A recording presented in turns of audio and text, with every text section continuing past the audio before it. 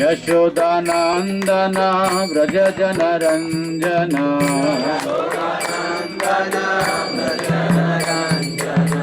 यमुना तीरा वनचारी यमुना तीरा वनचारी जय राधा माधव कुंज बिहारी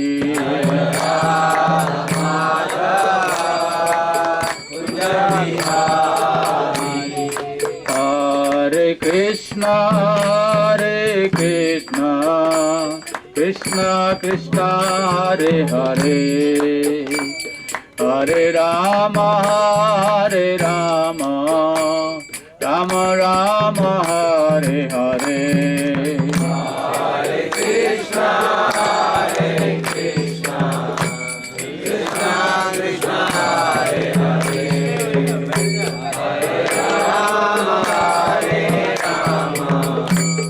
राम हरे हरे हरे कृष्णा कृष्णा कृष्णा हरे हरे हरे राम राम राम हरे हरे हरे कृष्णा कृष्णा कृष्णा कृष्णा हरे हरे हरे राम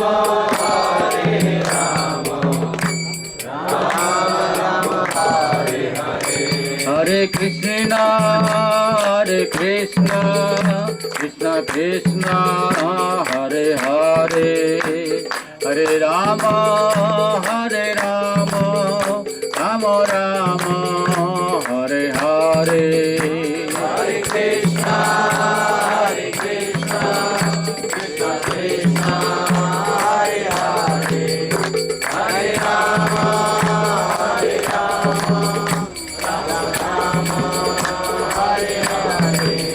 हरे कृष्णा कृष्णा कृष्णा हरे हरे हरे राम राम राम हरे हरे हरे कृष्णा कृष्णा कृष्णा हरे हरे हरे राम हरे हरे जय प्रभुपद जय प्रभुपद जय प्रभुपद जय प्रभुपद प्रभुपद जय प्रभुपद नित्य गौर हरि बोल हरि बोल हरि बोल नित्य गौर हरि बोल हरि बोल हरि बोल हरि बोल हरि बोल। हरिनाम संकीर्तन की श्रील प्रभुपाद की समवेत भक्त वृंद की ओम अज्ञानतिमिरन्धस्य ज्ञानाञ्जनशलाकया चक्षुरुन्मीलितं येन तस्मै श्रीगुरवे नमः। श्रीचैतन्यमनोभीष्टं स्थापितं येन भूतले स्वयं रूप कदा मह्यं ददाति स्वपदान्तिकं वन्देऽहं श्रीगुरो श्रीयुतपदकमलं श्रीगुरून् वैष्णवांश्च श्रीरूपं साग्रजातं सहगणा रघुनाथान्वितं तं सजीवं साद्वैतं सावधूतं परिजनसहितं कृष्णचैतन्यदेवं श्रीराधा कृष्णपदान् सहगणा ललिता श्रीविशाखान्वितांश्च नमः। ॐ विष्णुपदाय कृष्णप्रेष्ठाय भूतले श्रीमते भक्ति वेदांत स्वामी निति नामिने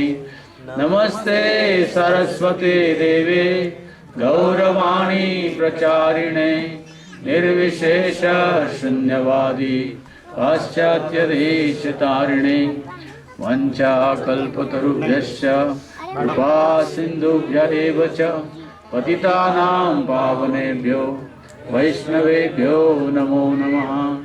श्री कृष्ण चैतन्य प्रभु नित्यानंद श्री अद्वैत गदाधर श्रीवासदि गौर भक्तवृंद। हरे कृष्णा कृष्णा कृष्णा हरे हरे, हरे राम राम राम हरे हरे। हरे कृष्णा। से मेरा सौभाग्य है कि आप सब भक्तों से संत तुकाराम महाराज के बारे में कुछ कहने का।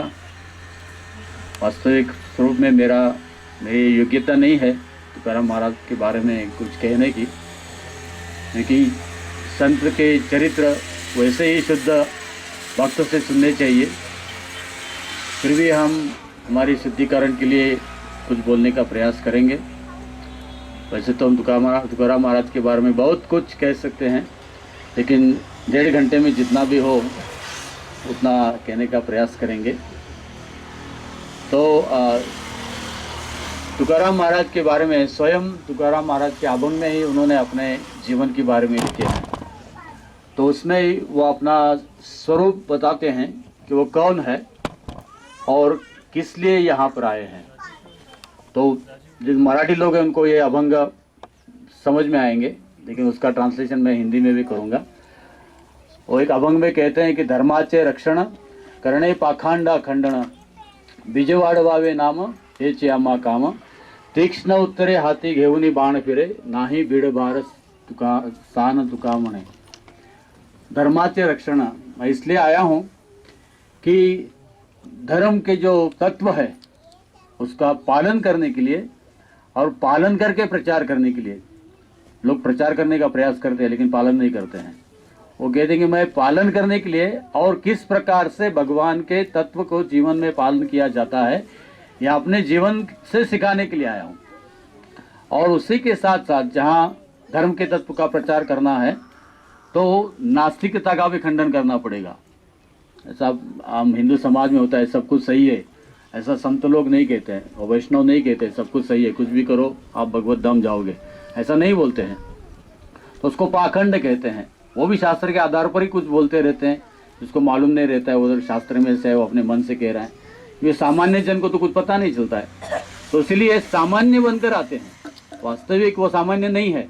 हम जैसे गृहस्थ के स्वरूप में आए हैं, लेकिन वो सामान्य नहीं है। उनकी जीवनी से हम समझ सकते हैं कैसे असामान्य है। तो कहते हैं करणे पाखांडा खंडन, मतलब धर्म के विरुद्ध जो है उसका खंडन करने के लिए। तो वेद प्रणिहितो धर्मो अधर्मस्य विपर्या, कि वेद के अनुसार जो है वो धर्म है, उसके पर्याय विपर्याय जो है विरुद्ध है वो क्या है, वो नास्तिक है या पाखंड है। तो ये कैसे करेंगे हम? बीज वाढवावे नाम हेच आम्हा काम। मेरा एक ही वजह है, मेरा एक ही काम है इस दुनिया में, हर एक के हृदय में हरिनाम का बीज का रोपण करना। क्योंकि कृष्ण भक्ति का रोपण करना नहीं है, कृष्ण भक्ति सबके पास है लेकिन भूल गए हैं। तो हरिनाम का बीज का रोपण करने से उस कृष्ण भक्ति को क्या हुआ कर सकते हैं, उसको बढ़ावा दे सकते हैं। इसलिए बीज का, कौन से? हरिनाम के बीज का। कृष्ण भक्ति के बीज पहले से ही है लेकिन भूल गए हम लोग, तो इसलिए हरि के नाम का। तो ये है, कहते हे च्यामा करने काम बीज वाढवावे नाम, कि हर एक के हृदय में हम हरिनाम का बीज डालने के लिए आया हूँ। तीक्ष्ण उत्तरे हाथी घेऊनी बाण फिरे, लेकिन यह आसान काम नहीं है। ये हमको जैसे बाण, धनुष बाण होता है, वैसे बाण लेके घूमना पड़ता है, क्योंकि इसको विरोध करने वाले भी बहुत है। लेकिन हम किसी की, कोई राजा हो या कोई चीटी हो, हम किसका क्या ख्याल नहीं करते हैं, परवाह नहीं करते हैं। और राजा को भी वही कहेंगे और सामान्य व्यक्ति को भी वही कहेंगे। हमारे लिए सब कुछ हमारे लिए समान है, क्योंकि हम भगवान के दास है, न किसी के दास है। ये विश्वास होना चाहिए, नहीं तो प्रचार नहीं कर सकते हैं। हम किसी के दास नहीं, भगवान के दास है। तो ये विश्वास से आए। और अगले अभंग में कहते हैं कि आमी वैकुंठवासी आलो याची करणासी, मैं कहाँ से हूँ, मैं वैकुंठ से हूँ। और किस लिए आया हूँ, बोली ले जे ऋषि साच भावे वर्तावया, जो वासुदेव ने कहा है साच भावे, मतलब मैं मेरे जीवन में उसको अनुभव किया हूँ, और उस मैं अनुभव से ये बता रहा हूँ आपको सबको कि हम सब कहाँ से हैं, वैकुंठ से हैं। और उच्च अर्थे लोपली पुराणे नाश केला शब्द ज्ञाने, मतलब अगर शास्त्र पढ़ेंगे जैसे कि वैसे तो वो शुद्ध है। उसका जो भगवान जो कहते हैं, भगवान के भक्त गीता और भागवत में जो कहते हैं वो सरल है, लेकिन अर्थ जो लोग निकालते हैं वो गलत है।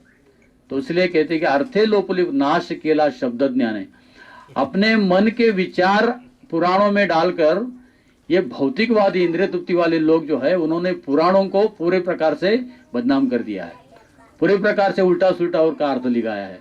और इसलिए किसने किया है, विषय लोभी मने साधने बुढ़विले। तो विषय लोभी जो मन है वो भागवत को पढ़ते हैं, भगवत गीता को पढ़ते हैं, और उसको इंद्रिय तृप्ति कैसे करना ये शास्त्र के आधार पर बताते हैं। तो भागवत पठन करते हैं, भगवत गीता पठन करते हैं, फिर भी भक्ति में उन्नति नहीं होती है। हम में से जो है, हम सब भारतीय है, हम लोगों को कृष्ण मालूम है, गीता भी सुनी है, भगवत गीता भी सुनी है, फिर भी कृष्ण के बारे में हमारे मन में प्रेम क्यों नहीं है, क्योंकि हम शुद्ध भक्त के द्वारा सुने नहीं है। और इस्कॉन में जब आते हैं तुरंत 2 दिन में हमको पता चलता है कि किस प्रकार से हमारा जीवन पूरा बदल जाता है। जो भी हम कर रहे हैं उसको अच्छी प्रकार से कैसे करना है। तो ये कहते हैं कि विषय लोभी मने, हमने अभी जो सुना है ये सब इंद्रिय तृप्ति में जो लगे हुए ऐसे साधुओं से सुना है। उनके मन में ना कृष्ण प्रेम है, ना कृष्ण की भक्ति है, ना कृष्ण को जानते हैं, ना कृष्ण को पहचानते हैं, फिर भी वो भगवत गीता और भागवत के बारे में बोलते हैं। तो ऐसे लोगों से हम सुनेंगे तो हमको हमारे हृदय में कुछ फर्क नहीं पड़ेगा।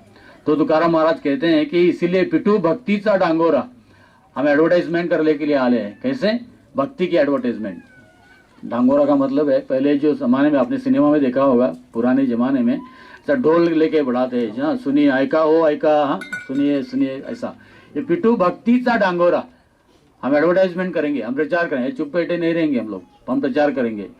कई काला सी दरारा, ये जो है एक ही काल और कली दोनों को भी ये दरारा, मतलब क्या, सुनो चैलेंज भी नहीं है, दरारा मतलब उसका डर लगता है उन दोनों को, कली को भी और काल को भी।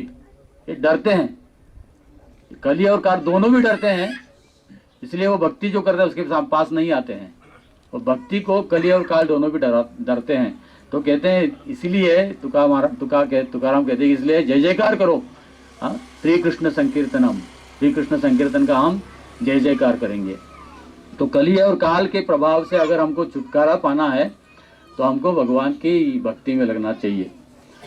और एक अभंग में बोलते हैं कि हम हरि के नित्य पार्षद है। जब राम के अवतार में, राम जी का अवतार हुआ, उस समय मैं बंदर था, तो उनको सेतु बांधने में मैंने मदद की। और जब भगवान कृष्ण के स्वरूप में आए तो उनको, उनके साथ में मैं गाय चराने के लिए गोपाल बन के जाता था। और जब महाविष्णु के स्वरूप में वो शयन करते हैं तो हम लक्ष्मी के साथ हम उनके चरण सेवा करते हैं।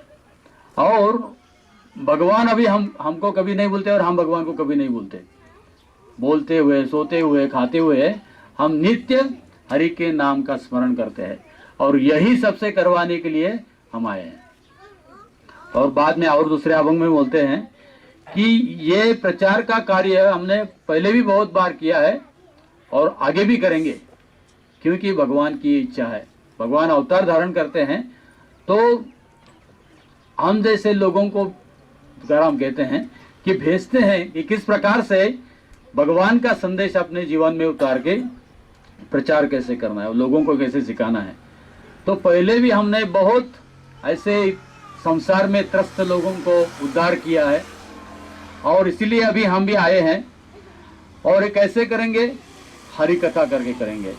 क्योंकि हरि कथा से भले वो नास्तिक जैसा हो, पत्थर जैसा हृदय भी हो, उसको भी हम हरि के नाम से पिघल जाएंगे। ये कन्विक्शन है प्रचारक का, इतना होना चाहिए। प्रभुपाद जब अमेरिका गए, उनके साथ क्या था, केवल हरि नाम, हरि कथा, चैतन्य चरितामृत, ये विश्वास से गए कि इस दुनिया इससे बदल सकती है। भारतीय लोगों को भी आश्चर्य लगा कि ये क्या होगा, साधु ये जाके क्या करेगा उधर, लेकिन ये विश्वास है हरि के नाम से कुछ भी बदल सकता है, और हम सब उसके उदाहरण हैं। प्रभुपाद ने इस्कॉन स्थापन करके कितने करोड़ों लोगों का जीवन बदला है। तो ये प्रचारक का विश्वास होना चाहिए। तो विश्वास से करते हैं कि हम पत्थर जैसे हृदय वाले लोगों के हृदय में भी ये हरि नाम से उनका हम हृदय पिघलेंगे।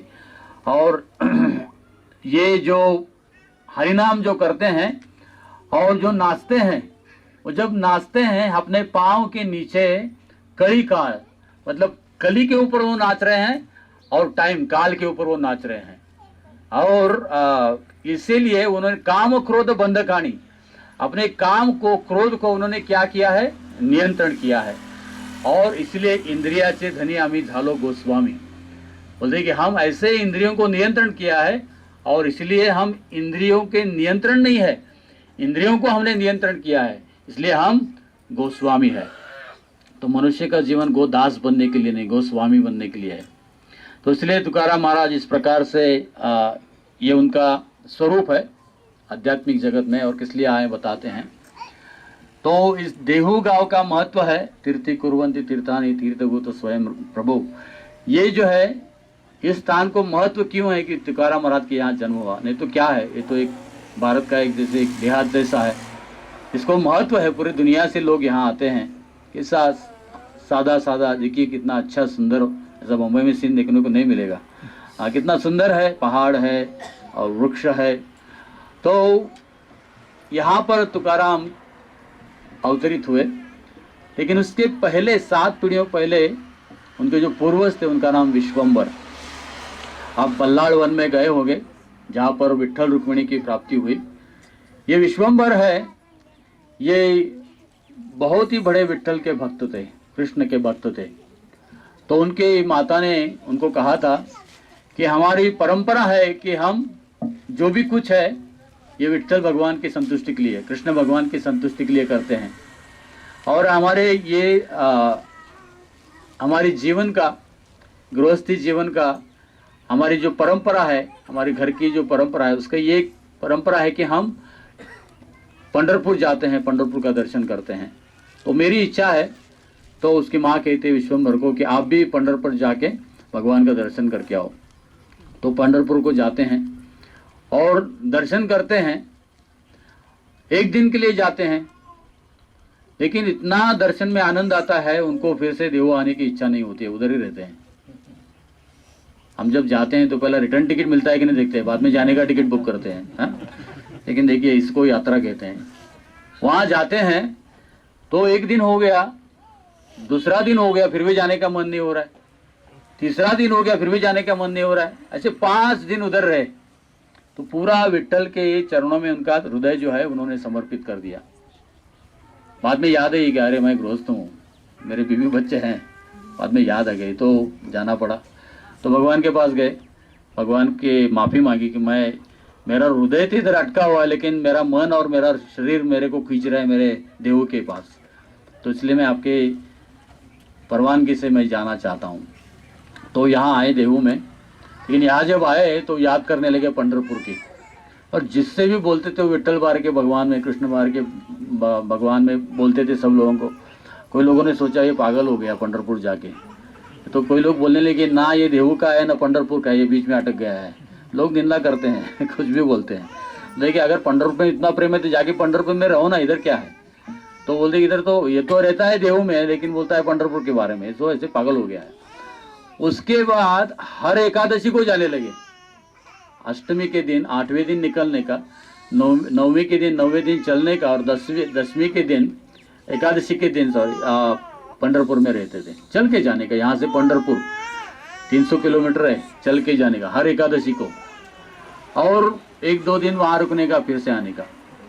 तो ऐसे उन्होंने पूरा जीवन भर किया। तो एक बार ऐसे हुआ कि वो ऐसा ही मन उनका उधर ही विट्ठल जी भगवान के पास रह गया। बोलते कि मैं अभी जाना नहीं चाहता हूँ, मेरे को जाने की इच्छा नहीं है।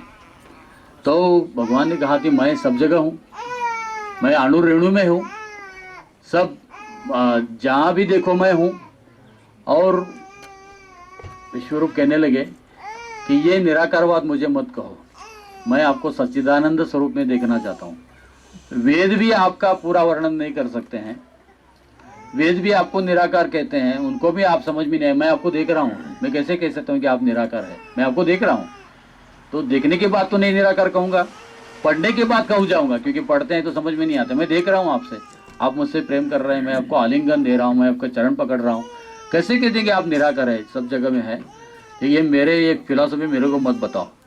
बोलते कि नहीं, तू मेरा सच्चा प्रेमी भक्त है, इसलिए आप जहाँ भी जाओ मेरा नाम आपके मुख में रहो, और जहाँ भी आप नाम लोगे वहाँ मैं उपस्थित रहूँगा।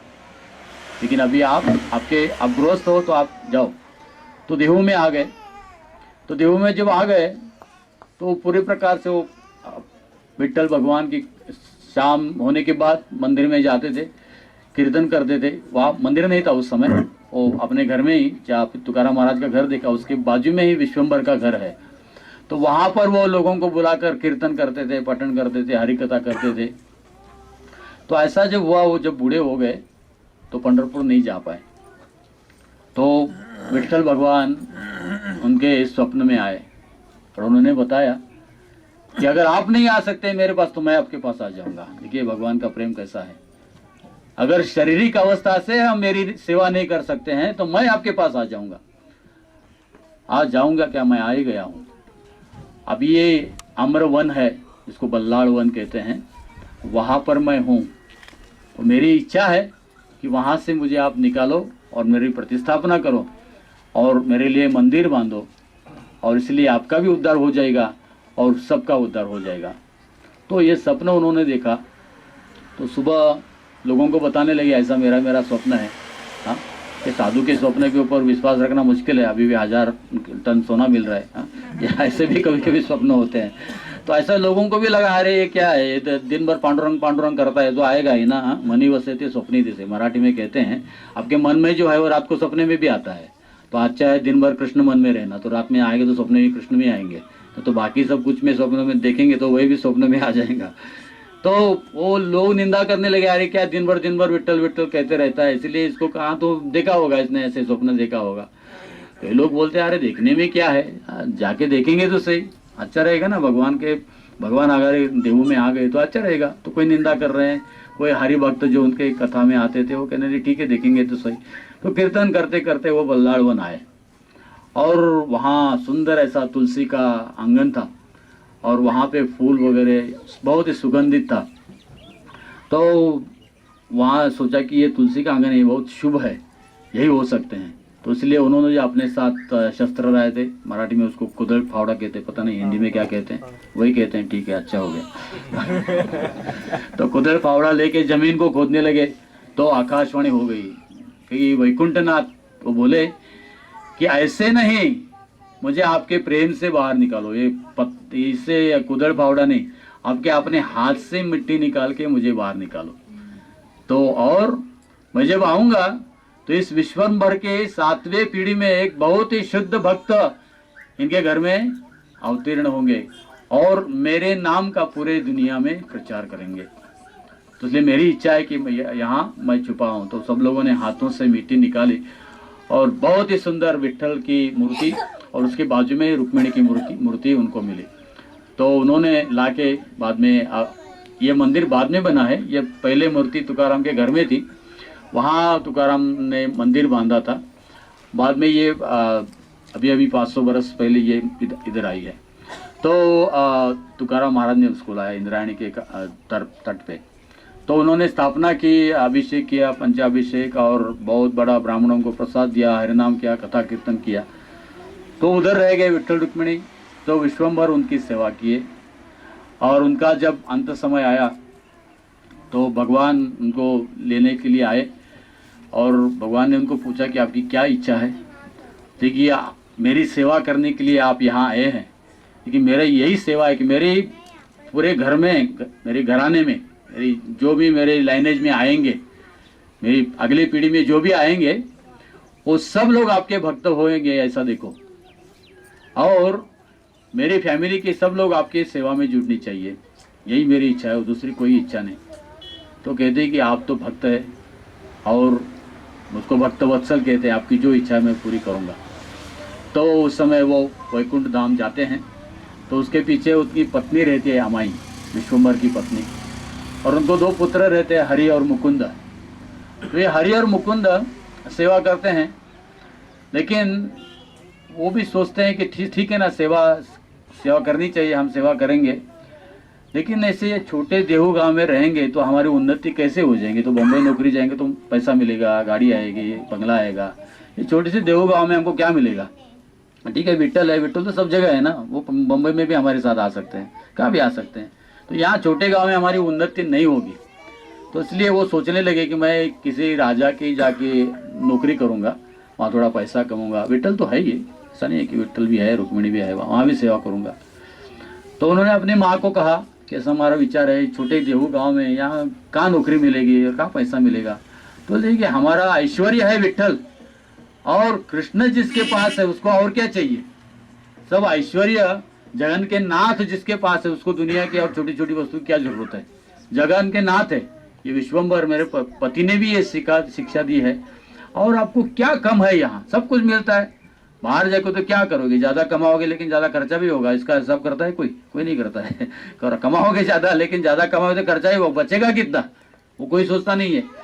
तो फिर भी उनकी इच्छा होती है कि नहीं हम जाएंगे, नौकरी करेंगे बाहर जाके।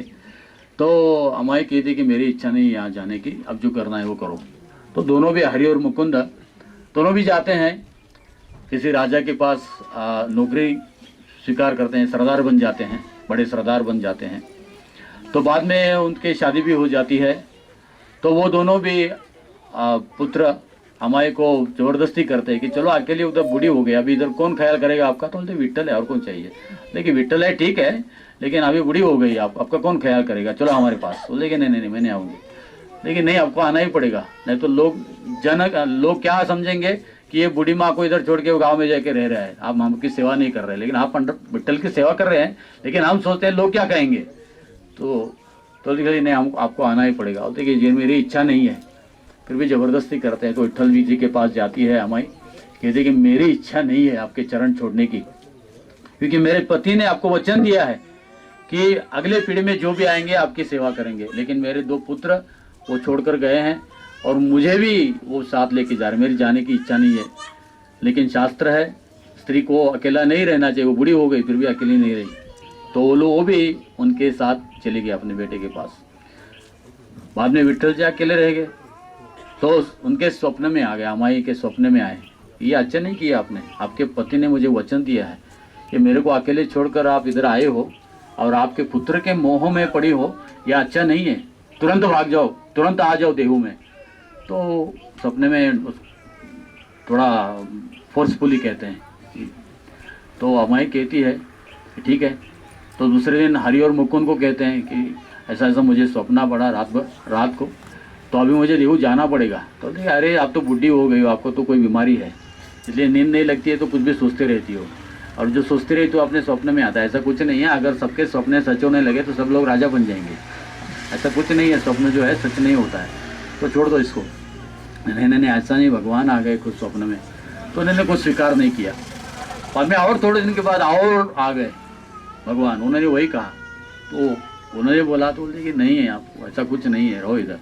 तो तीसरी बार भगवान आए, और इस बार भगवान ने बता दिया, वार्निंग, अलर्ट कर दिया कि अगर आप वापस नहीं जाओगे आज दोपहर तक, आपके दोनों पुत्र मारे जाएंगे, और जो भी संपत्ति उन्होंने कमाई है वो सब पूरी प्रकार से बर्बाद हो जाएगी, लूटी जाएगी।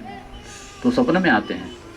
तो ये स्वप्न हरि और मुकुंद अपने दोनों पुत्रों को अमाई कहती है कि ऐसे ऐसे भगवान आगे क्रोध में कहा है, तुरंत चले जाओ देहू, मेरी सेवा छोड़ के आए हो, देहू चले जाओ, नहीं तो ये सब अनिष्ट हमारे घर पर आएगा।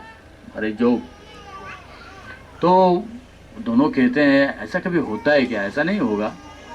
तो उन्होंने सुना नहीं, तो अपने माँ की वो चेष्टा करने लगे, स्टार्टेड टीज मदर। तो क्या कहा भगवान ने आपके स्वप्न में आके, हाँ तो अगर मरने ही वाले हैं तो हमारे लिए अच्छी फिस्ट बनाओ, फिस्ट खा के मरेंगे। देखो भौतिक बुद्धि क्या होती है, अगर मरने ही वाले हैं तो अच्छा फिस्ट बनाओ तो फिस्ट खा के हम मरेंगे। तो उन्होंने फिस्ट बनाया और वो खाने के लिए बैठे थे और उनका खाना हो गया, हाथ धोकर पान खाने के लिए बैठे, उसमें दरवाजे पर नॉक। राजा के सरदार आए थे, उन्होंने कहा कि अभी हमारे ऊपर परकीय आक्रमण हो रहा है, तुरंत राजा ने आपको दोनों को बुलाया है। तो दोनों को जो भी है पाँव में हाथ में खाना जो है वो छोड़ के भागना पड़ा। तुकाराम महाराज का बहुत अच्छा अभंग है, वो कहते हैं इस जीवन की क्या गारंटी है, हमारे हाथ में जो अन्न है वो हमारे मुख में जाएगा या नहीं जाएगा, ये इस दुनिया में भरोसा नहीं है। ऐसा हो गया, वहाँ ऐसे हाथ में लेके बैठे थे, लेकिन तुरंत बोले अभी जिस स्थिति में है वो स्थिति में निकलो। तो हरि और मुकुंद को युद्ध पे जाना पड़ा और जैसे भगवान ने कहा था युद्ध में दोनों भी मर गए और परकीय सैन्य आकर उनके पूरा गांव को लूट लिया, तो इनको भागना पड़ा। तो हरि और मुकुंद दोनों भी मर गए। तो मुकुंद की पत्नी जो है उनको विरह सहन नहीं हुआ, उस काल की प्रथा के अनुसार वो सती गई, मतलब अपनी पति के चीता के ऊपर वो उन्होंने वो कूदी और वो उसने खुद की वहाँ पर सती धर्म स्वीकार किया। लेकिन हरि की पत्नी जो है वो गर्भवती थी, तो गर्भवती का मतलब अपना पति गर्भ में पुत्र के रूप में रहता है, तो वो सती नहीं गई।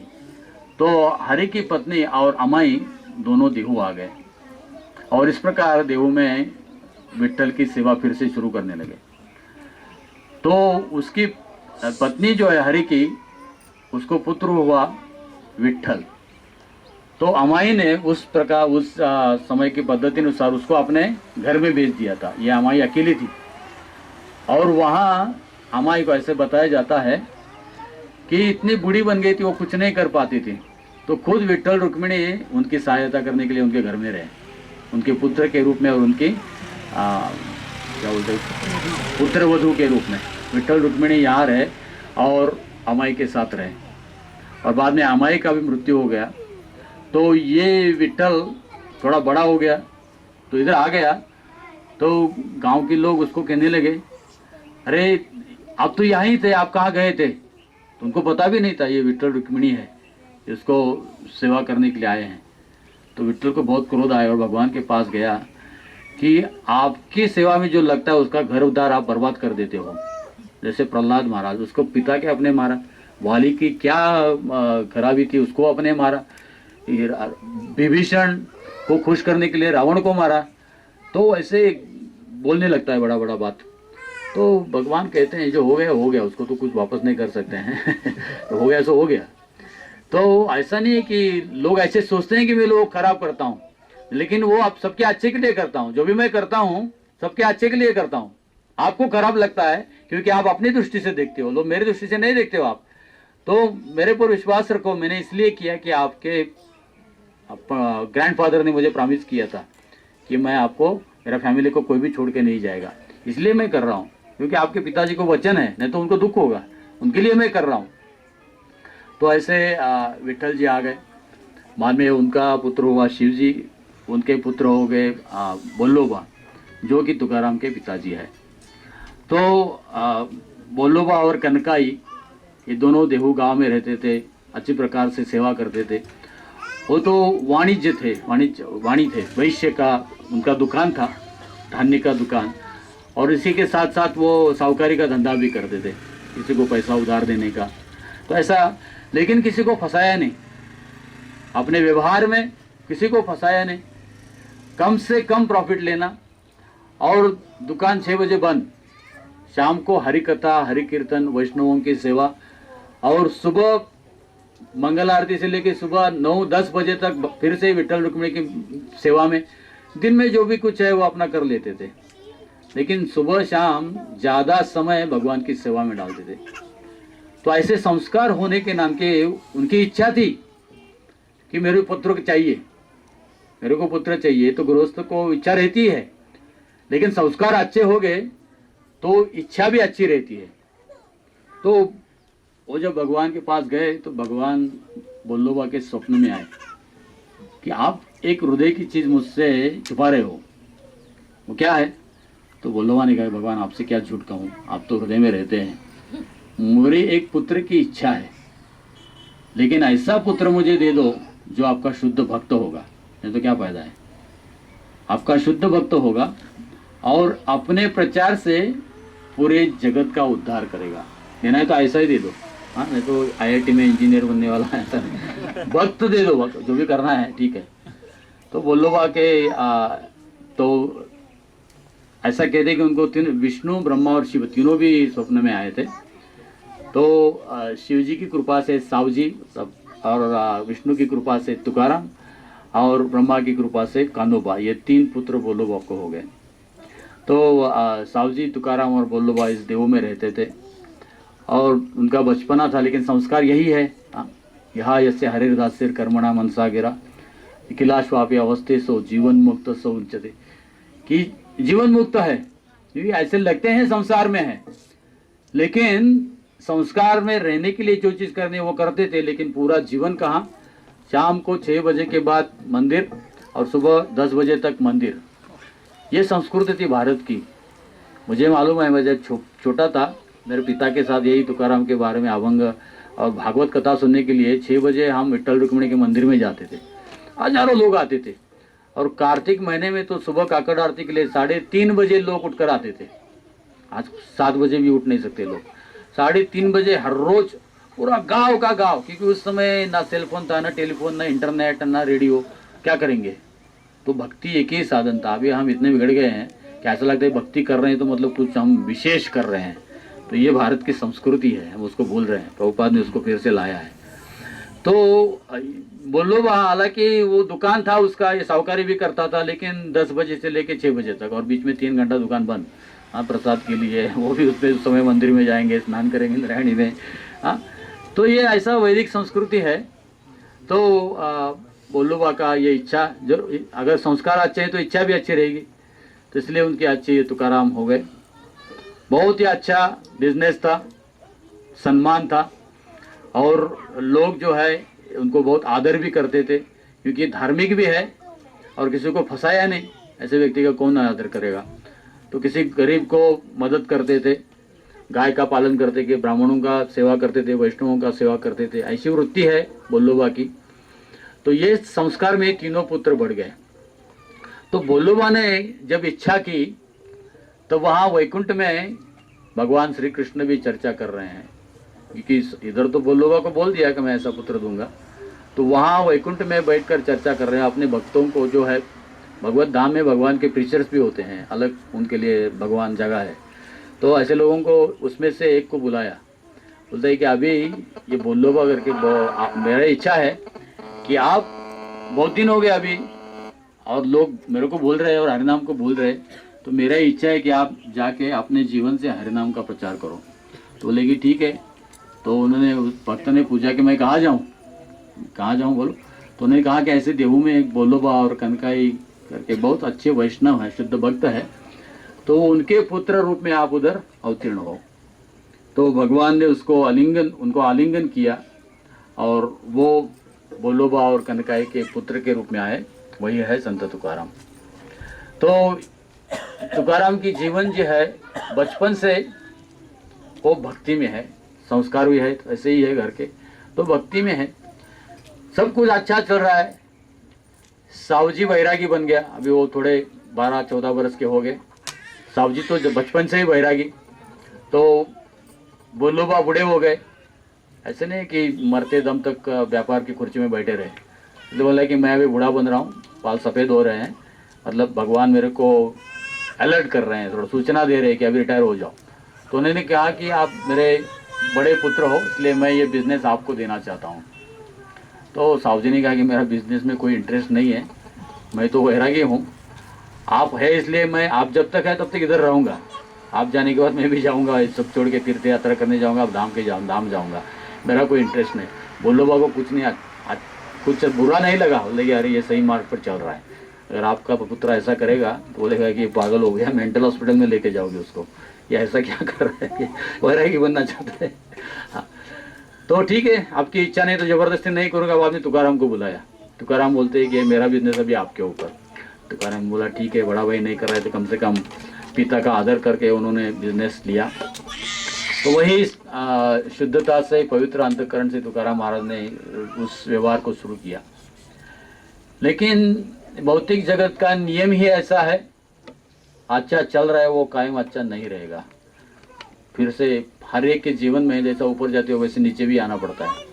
तो ये पीक पे थे, आपने पैसा था, संपत्ति थी, पशु गाय बैल थे, नौकर थे और आदर था, सम्मान था समाज में, ये ज़्यादा दिन तक नहीं टिका। एक दिन, एक बरस ड्रॉट, क्या अकाल आ गया। बारिश ही नहीं हुआ, पूरा सूखा, कुछ भी नहीं, ना खेती ना कुछ नहीं हुआ। तो जो तुकाराम से पैसे लिए थे वो लोग कैसे वापस करेंगे? लेकिन तुकाराम ने ज़बरदस्ती नहीं किया। लेकिन ठीक है, बारिश नहीं हुआ तो आप कैसे पैसे दोगे? और खाने के लिए लोगों के पास कुछ नहीं है, लेकिन तुकाराम का व्यापार, तुकाराम ने उधार सबको दे दिया। ऐसा एक बरस हो गया, दूसरे बरस भी अकाल, सूखा, कुछ भी नहीं। उस समय कई लोग मर रहे थे, कई जानवर गाय बैल भी मर रहे थे। तीसरे दिन भी अकाल हो गया, उसमें तुकाराम की खुद की पत्नी मर गई और एक बच्चा भी मर गया। तो ये 3 बरस तक हो रहा है। तो तुकाराम महाराज के पास जो पैसा था, अन्न था, सब कुछ खत्म हो गया, वापस कुछ नहीं आया। तो उनके हृदय में वैराग्य उत्पन्न हो गया। ये भगवान की योजना है, भगवान जिसके ऊपर प्रेम करते हैं तो सब निकाल लेते हैं। तो तुकाराम तो उसके लिए भेजा है उनको, सबको प्रचार करने के लिए। तो अभी समय आ गया। तुकाराम ने सोचा कि ये ऐसा ही नहीं हो रहा है, इससे कुछ तो सीखना चाहिए। बोले कि अभी ये समय है, मैं पूरी प्रकार से भगवान को शरण जाऊंगा। तो उस समय वो एक अभंग लिखते हैं। देखिए भक्त का कैसा भावना है। वो कहते हैं, बरे झाले देवा निगाले दिवाळे। बोलते कि मेरा धंधा में नुकसान हो गया, अच्छा हो गया, नहीं तो मैं आपके भजन में नहीं आता।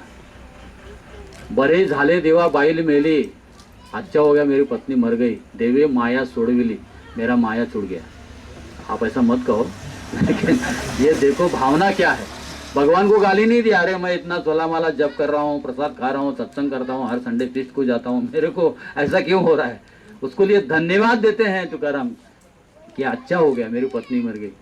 बोलते बाद में मेरा पुत्र भी मर गया, मेरी बहुत बड़ी जिम्मेदारी खत्म हो गई। तो ये भावना है, भक्त कभी भी भगवान को दोष नहीं देगा। तो तुकाराम महाराज की ये भावना, बहुत बड़ा अभंग है, मैं खाली आपको जो रिलेटिव है उतना बता रहा हूँ। तो ऐसे भावना में उन्होंने कहा कि ये दुनिया ऐसी है। वो अभंग में लिखते हैं, जैसे एक कोयला है।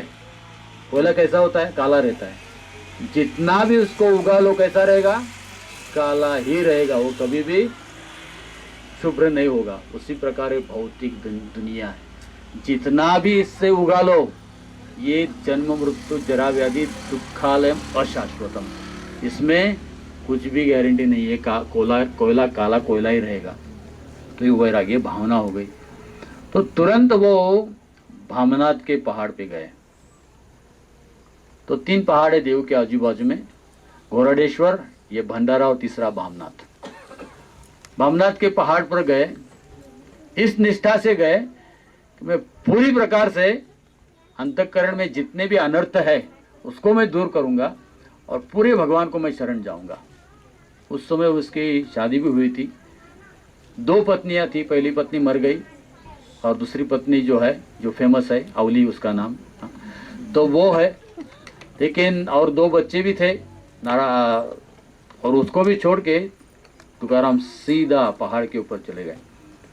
किस लिए?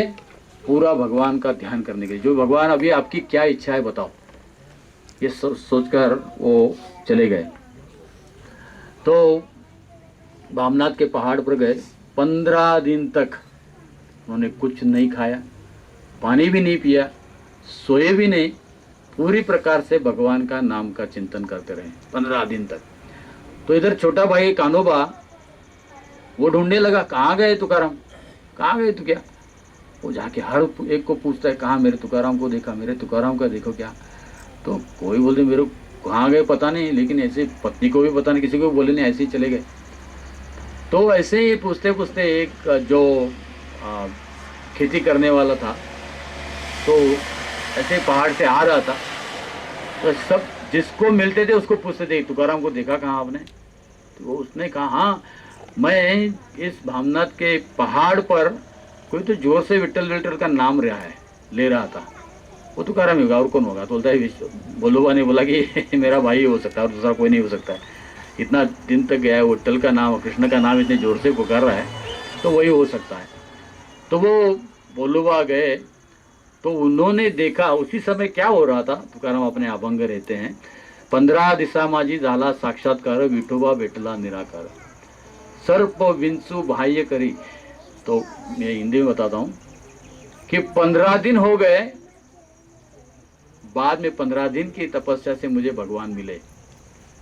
और कैसी थी उनकी परिस्थिति देखिए, मतलब कि मैं बैठा था, सामने व्याघ्र मतलब टाइगर खड़ा है, आ करके कब खा जाएगा पता नहीं, शरीर के ऊपर सर्प घूम रहे हैं, बिंचू क्या बोलते हैं उसको, बिच्छू कॉर्पिन्स, वो घूम रहे हैं, और छोटे छोटे मराठी में इसको इंगा कहते हैं, बिग एंड्स, हाँ बड़ी बड़ी बड़ी चींटियाँ, छोटी नहीं, आपको छोटी दिखती हो, बड़ी जो काले वाले, हाँ जो गुड़ के ऊपर होती है बड़ी, वो शरीर पे उसे, मेरा पूरा शरीर उससे भर गया है, कारण उसके अभंग में है। फिर भी मैंने मेरा चित्त विचलित होने को नहीं दिया। अभी हम जाप करते, मच्छर आता है तो हमारा कितना विचलित होता है मन, ऐसी स्थिति में देखो कैसा भगवान का ध्यान किया होगा। 15 दिन तक व्याघ्र सामने है, सर्प इधर उधर घूम रहे शरीर के ऊपर, हम देखा तो भाग जाते हैं, तो शरीर के ऊपर छोड़ दो, तो चींटियां हैं, स्कॉर्पियन पूरे घूम रहे हैं आजू बाजू में, पहाड़ पे ऊपर जंगल में बैठे हैं। तो 15 दिशा में जी 15 दिन तक ऐसे मैंने किया।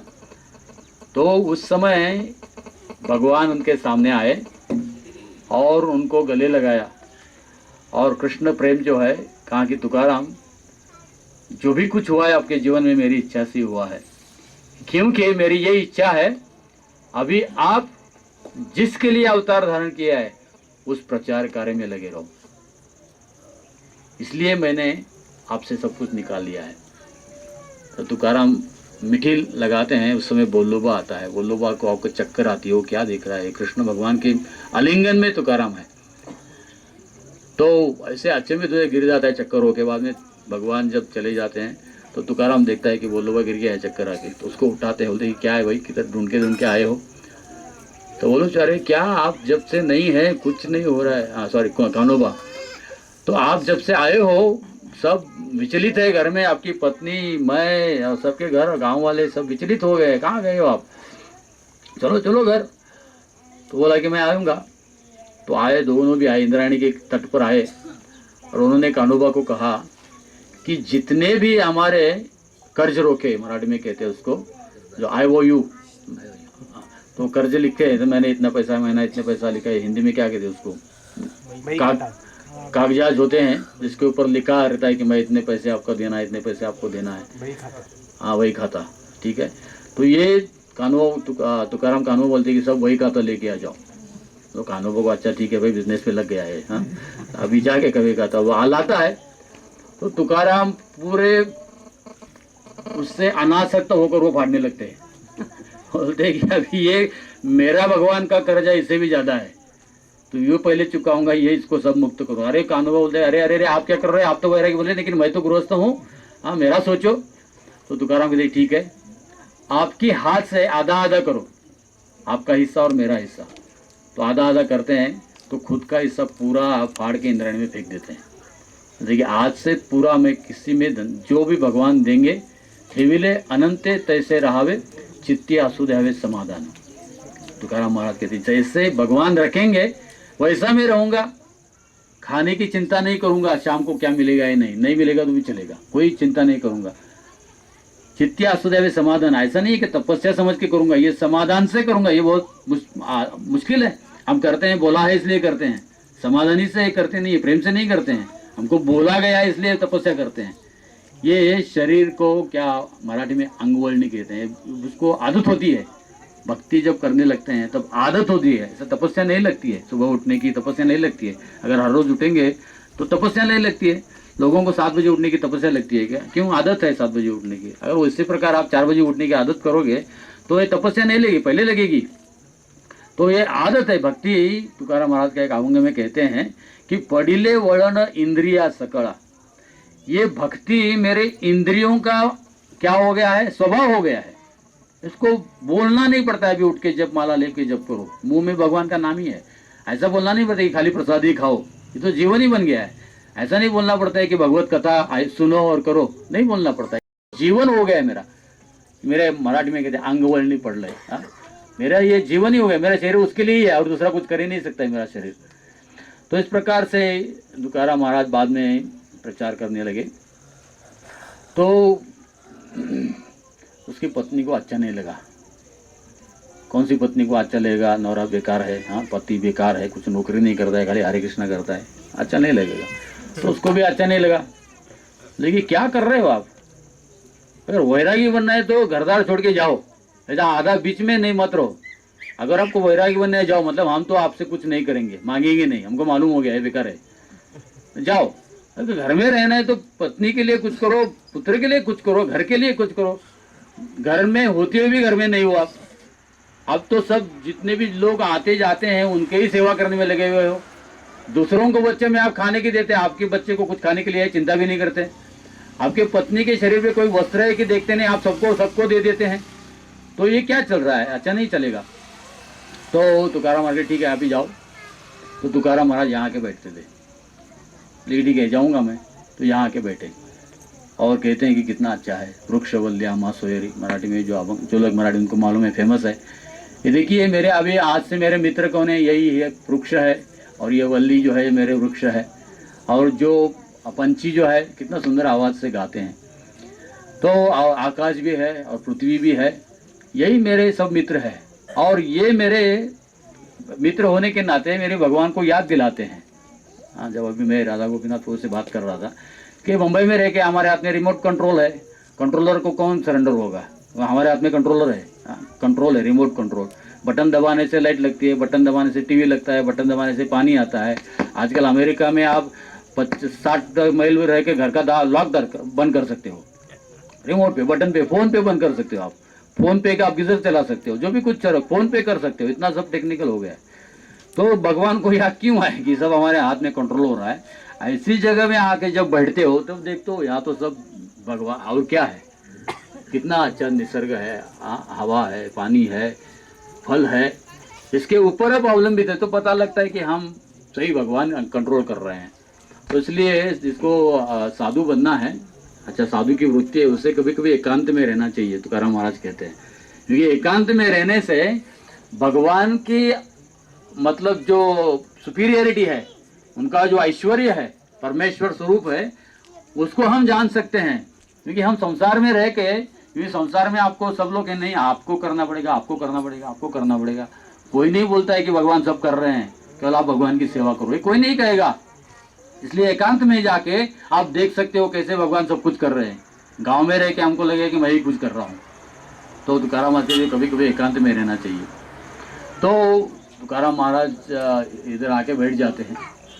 तो उसकी पत्नी भी बहुत पतिव्रता है। उसका नियम था, पति को कुछ देने के पहले वो कुछ नहीं खाती थी। आजकल की पत्नी नहीं थी, ठीक है तुझा मैं खा लूँगी, मैं इंतज़ार नहीं करूँगी, ऐसे नहीं। जब तक मेरा पति नहीं खाएगा तब तक मैं कुछ नहीं खाऊंगी। तो गुस्सा करके चले गए तुकाराम। तो अभी पत्नी को ये चिंता होगी कहाँ ढूंढेगी, तो 4 पहाड़ है, कहाँ ढूंढेगी? 3 पहाड़ है, सॉरी, थैंक यू। 4 है लेकिन 3 पे जाते थे, चौथे पे कभी कभी जाते थे, इसलिए मैं उसको गिनती नहीं किया। लेकिन 4 भी है, 3 भी है, जैसे भी है। तो 3 पहाड़ है, तो 3 पहाड़ में जाते थे। वो कैसे उसको पता चलेगा? तो क्या करती थी, वो अपने कान को जमीन लगाती थी और जिस दिशा से विट्ठल का नाम आ रहा है उस पहाड़ पे जाती थी। उसकी भी भक्ति होनी चाहिए ना, ये तो इंटरनेट कनेक्शन है ये कनेक्शन होने के लिए ये हार्ट में कुछ तो चाहिए। भगवान ने ऐसे बनाया उसको। और प्रभुपाद की पत्नी ने भी चाय दिया होता, चाय छोड़ा होता तो प्रभुपाद बाहर नहीं जाते हैं। तमाल कृष्ण महाराज को प्रभुपाद जब ये स्टोरी बता रहे थे कि मेरे पत्नी ने मेरे को चॉइस दिया, आपको मैंने चॉइस दिया पत्नी को, टी और मी, मेरी पत्नी ने टी को स्वीकार किया। तो तमाल कृष्ण महाराज बोलते हैं कि we thank your wife for choosing tea. तो ऐसे उनके शुद्ध भक्त के घर में ऐसे कभी कभी होता है। हाँ, तो तुकाराम महाराज की पत्नी भी यार गुस्से से वो विट्ठल को गाली देती थी, लेकिन पति के प्रति बहुत प्रेम था। तो वो ऐसे पहाड़ पे आती थी अपना भोजन लेके, टोकरी में लेके, तो ऊपर तक आती थी ऐसे। यहाँ आप छोटा सा मंदिर उधर देखते हो, तो एक बार ऐसे जब जा रही थी वो कांटा उसके पाँव में चुभ गया, और इतना बड़ा बाबड़ी का कांटा कहते हैं उसको, सबसे बड़ा, ये 2-2.5 इंच का होता है, और अंदर जाने से बहुत वेदना होती है। किसी को गया है क्या? नहीं। अब बरसाना में जाते हो इतना छोटा सा लगता है तो कितना तकलीफ होता है, ये इतना लंबा जाएगा पाँव में, क्या होता है। मेरे गया था पाँव, मुझे मालूम है। हम गांव में रहते थे, बेलगांव में, खेती में जाते थे, बाबड़ी कहते उसको, इतना लंबा कांटा होता है सब पूरा ऐसा, और जब बाहर निकालते ना ऐसा सिरिंज जैसा खून आता है बाहर, तो वही एक तरीका है, लेकिन बाहर निकालने का दूसरा कोई तरीका नहीं। तो ऐसा कांटा गया उसको, और वो विवड़ होती रही, जितना रोने लगी। कोई भी नहीं है, किसी को बोल भी नहीं सकते तुकाराम किधर बैठा है पता नहीं, हालांकि नजदीक ही थे, लेकिन पता नहीं किधर है। तो कृष्ण भगवान आ गए। अभी उसके लिए नहीं आए, तुकाराम के लिए आए, क्योंकि तुकाराम की पत्नी है। और अभी ये अवली को हर बार प्रश्न पड़ता था कि इसकी सेवा लूँ या न लूँ, क्योंकि सेवा लेनी चाहिए तो ऐसा लगेगा कि जो मेरा शत्रु है उसकी मैं सेवा ले रही हूँ, नहीं लूँगी तो मेरा जो दुख है वो कम नहीं होगा। तो विवंचन में रहती थी, लेकिन भगवान भी उसमें माया करते थे। भगवान ने कहा कि क्या हुआ, भगवान के रूप में नहीं आए, एक छोटे बालक के, एक गुराखी के रूप में आए, मतलब गोपाल के रूप में आए। तो देखा है उन्हीं की वजह कि क्या हो गया आपको, तो कांटा लग गया। तो बोलते मैं निकालूँ, बोले ठीक है निकालो। तो उसने निकाला, तो अवली को मालूम नहीं वो कृष्ण है, लेकिन कृष्ण थे। लेकिन बाद में इसी पहाड़ पे वो लेके आए, अपना जो रोटी लाया था, सब्जी बना के लाया था। तो जो ऐसी जो उन्होंने जो पानी का घड़ा लाया था, वो जब गिर गई, वो पानी भी गिर गया, तो पानी के लिए पानी नहीं था। तो खाने के लिए बैठे हैं, तो तुकाराम महाराज अवधि को कहते कि पानी है क्या? तो पानी तो घड़ा फूट गया, तो पानी नहीं है। तो उस समय भगवान ने कहा कि उसी जो गोपाल थोड़े गुराकी के रूप में आया था, उन्होंने कहा कि ये पत्थर निकालूंगा, पानी आ जाएगा। तो यहाँ पहाड़ पर पानी जो है ये तुकाराम के लिए विट्ठल भगवान ने लाया है।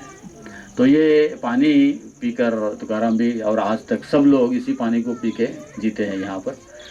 तो तुकाराम महाराज इधर बैठे थे और ऐसा उनका व्यवहार था। तो अवली उनको प्रार्थना करी, ठीक है भाई, अगर भक्ति करना है आपको तो घर में बैठ के करो ना, मैं आपको तकलीफ नहीं दूंगी।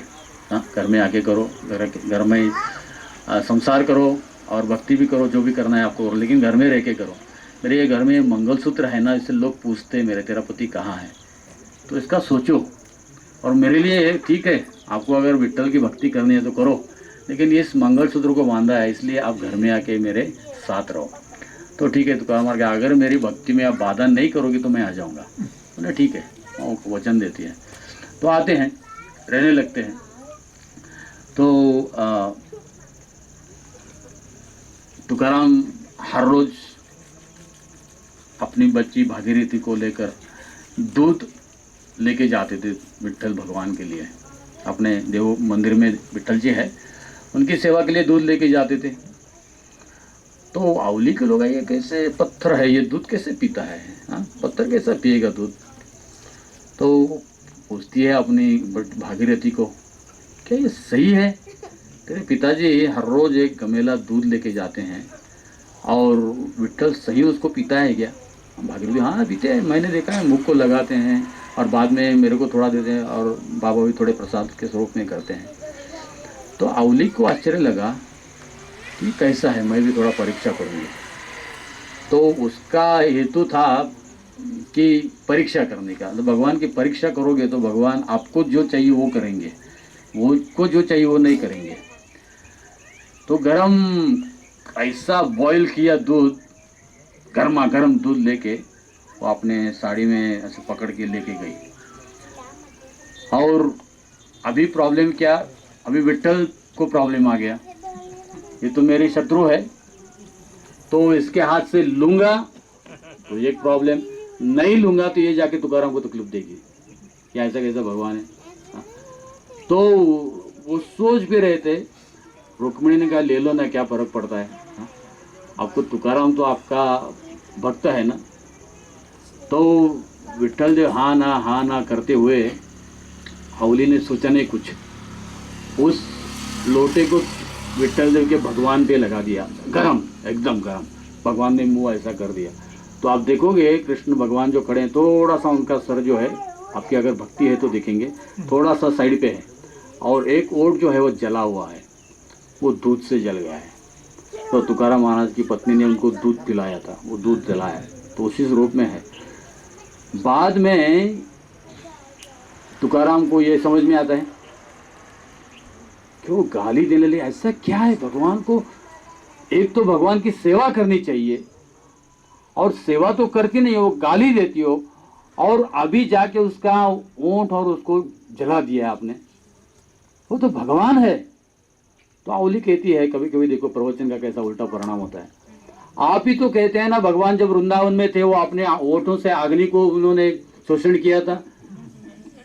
देखो वृंदावन में लीला करते हैं भगवान कि उन्होंने पूरे अग्नि को शोषण किया था, जब पूरे वन को अग्नि लगा था। तो मेरे दूध से क्या प्रॉब्लम होता है। तो ऐसे लोगों को प्रचार करना बहुत मुश्किल होता है कैसे अरे मेरे दूध से इतना थोड़ा सा घर में तो अग्नि तो नहीं था, कैसे तेरे भगवान है। तो बाद में भगवान को जाके तुकाराम जी बहुत अच्छे अभंग गाते हैं, मुझे माफ करो मेरी पत्नी ऐसी है।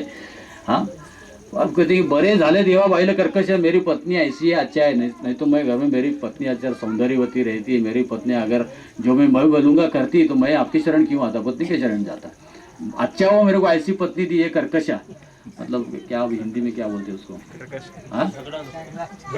हाँ कायम झगड़ा करने वाली, निंदा करने वाली, किटकिट करने वाली, अंग्रेजी में उसको नैगिंग कहते हैं, चिची तो बोलते, कुछ भी करो बोलती रहेगी, ऐसी पत्नी दिया अच्छा हो गया, नहीं तो मैं घर में ही रह जाता, आपकी सेवा में कभी नहीं। जो भी दिया है उसको थैंकफुल रहना चाहिए भगवान से।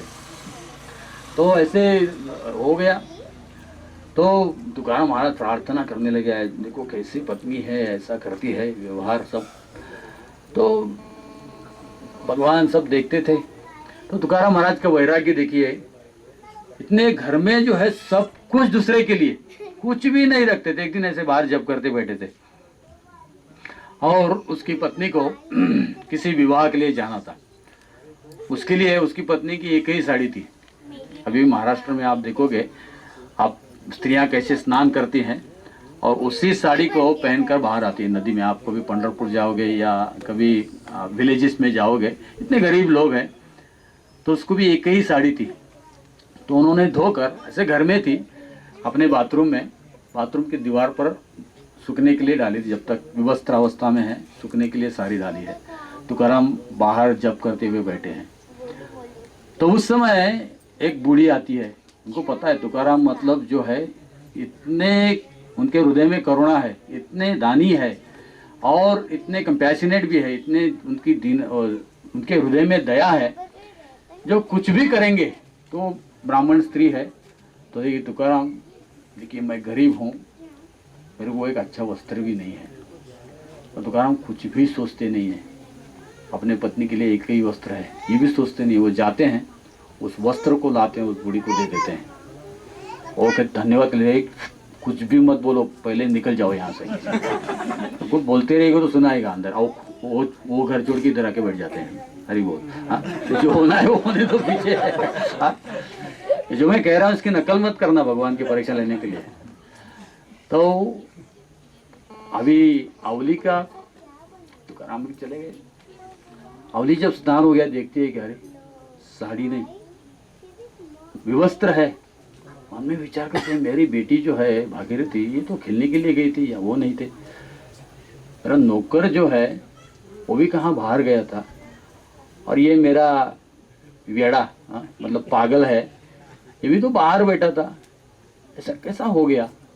आगे से ऐसा हो गया तो मेरे ये पागल पति ने इसको दे दिया हुआ किसी को।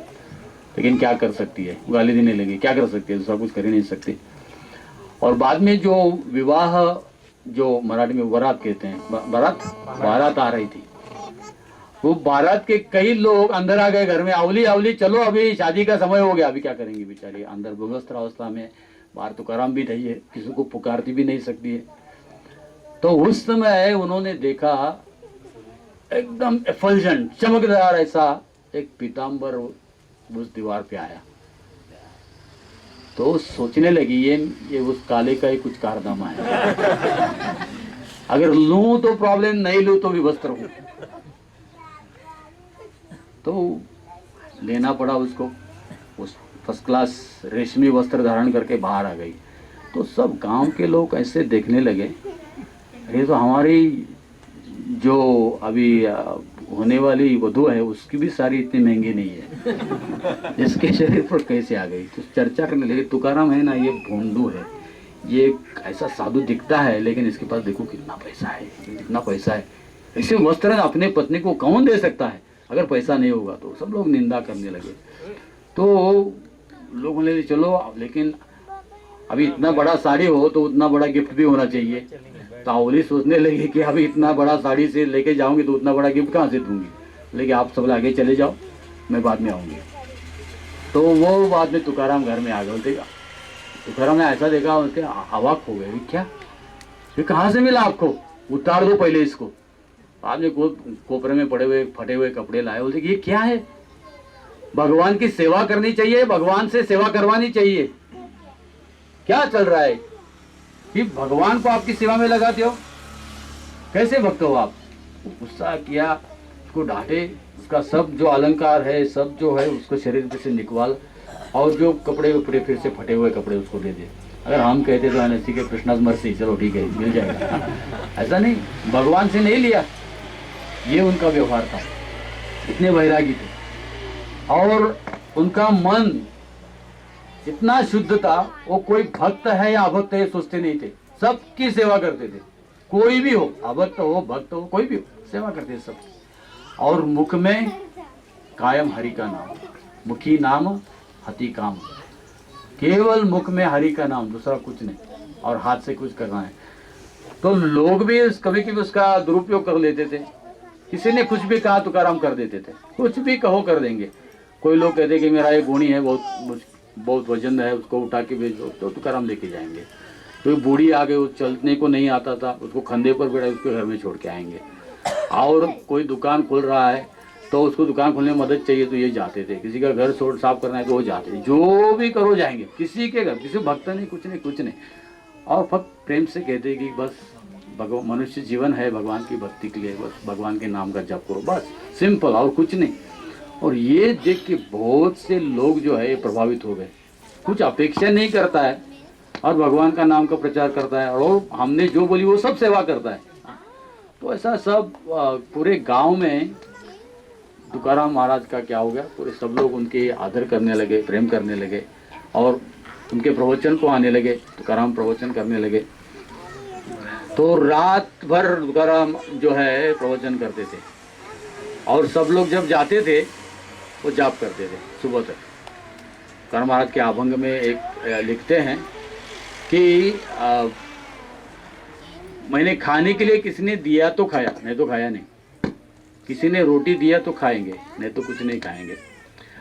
और निद्रा के ऊपर उन्होंने कैसे कंट्रोल किया, नियंत्रण किया, कि आप सब लोग इसका ये कर सकते हैं ट्राई। तो निद्रा के ऊपर कैसा नियंत्रण किया, अभी देखो रात भर सुबह 2 बजे तक प्रवचन करते हैं लोग, बैठते हैं, हाँ कभी कभी तो सुबह 5 बजे तक, जब से सूरज आता है तब तक प्रवचन होता था, तो कितनी नींद आएगी। तो सुबह जप करने के लिए नहीं होगा। तो इस मंदिर में मराठी में उसको खुंटी कहते हैं, हाँ, हिंदी में क्या कहते हैं उसको, हाँ केला जो है, बड़ा केला लकड़ी का बनता है, दीवार में होता है, पुराने घर में, अभी बम्बई में नहीं दिखाई देगा आपको, पुराने घर में होता है, इतना बड़ा लकड़ी का, मतलब जिसके ऊपर धोतर डालते थे, टोपी डालते थे, जो पुराने जमाने की बात है, छतरी रखते थे तो एक थोड़ा बड़ा ऐसा। तो मंदिर में कैसे खुंटियाँ थी, वहाँ खुंटी के ऊपर अपने सिक्का को दूर बांधा, वो खुंटी को दूर बांधा, वहाँ खड़े रह के जप करते थे। जब ऐसा हो जाएगा तुरंत नींद आती थी, वो नींद चली जाती थी। तो ऐसे झटके लगा के वो जाप करते थे। बाद में उन्होंने कहते ऐसा मैंने निद्रा के ऊपर नियंत्रण किया, आप इसका प्रयोग कर सकते हैं, ठीक है। इसलिए हम लोग सिखा रखते हैं घर में खिला लगाओ जब में नींद नहीं आएगी। तो ऐसे जब करते थे, सुबह जाके इंद्रायणी में स्नान करके फिर से विट्ठल भगवान का पूरा पूजा अर्चा करते थे, मंदिर साफ करते थे क्योंकि दिन भर लोग आएंगे, और एक भी ऐसा पत्थर छोटा नहीं रहेगा इसकी जो है केयर करते थे, उसका विचार करते थे। पूरे अपने हाथ से पूरे मंदिर का आजू बाजू का पूरा साफ करके रात भर कीर्तन करके, तो ऐसा नहीं सोचा कि मैं बड़ा कीर्तनकार हूँ, सुबह झाड़ू लेके सब पूरा मंदिर साफ करते थे। तो ऐसे लोगों के ऊपर प्रभाव होता है। ऐसे साधु जो है जो कि कुछ नहीं चाहते लेकिन सब कुछ दे रहा है, हमारी सेवा कर रहा है, क्यों नहीं प्रभाव पड़ेगा। तो ऐसे मैं न्यू वृंदावन में जब था, हमारा एक गेस्ट बुक है, उसके ऊपर जो बहुत से हजारों लोग आते हैं, तो हम कि जो उनको क्या अच्छा लगता है अपने लिखो ऐसे। तो एक बहुत अच्छा उन्होंने नोट लिखा था, मैं सबको बताता हूँ, बहुत अच्छा है कि दुनिया में सब लोग साधु की सेवा करते हैं, केवल इस्कॉन एक ही समझता है साधु दुनिया की सेवा करता है ना। हरे कृष्ण तो बहुत अच्छा लगा मेरे को, मैं बताते रहता हूँ सब लोगों को। दुनिया में इस्कॉन ऐसी संस्था है कि साधु ब्रह्मचर्य देखिए इतना, तो आप सब चले गए लेकिन ये सोचते रहेंगे यार ये सब बस किधर है, ये किधर है, खाने का हुआ कि नहीं, तो ये सोते भी नहीं, रात सब लोग सो गए कि नहीं, ये चिंता बहुत रहती है। तो ऐसे साधु है सेवा।